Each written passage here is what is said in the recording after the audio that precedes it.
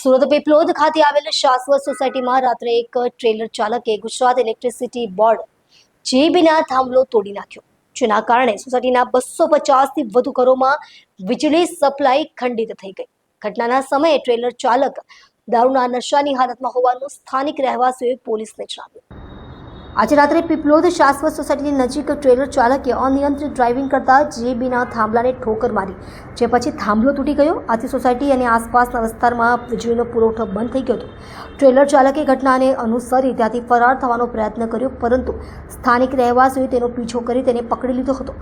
સોસાયટીના લોકોએ જણાવ્યું હતું કે ટ્રેલર ચાલક સ્પષ્ટ રીતે દારૂના નશાની હાલતમાં હતો અને લાયસન્સ વિહીન ગાડી ચલાવી રહ્યો હતો.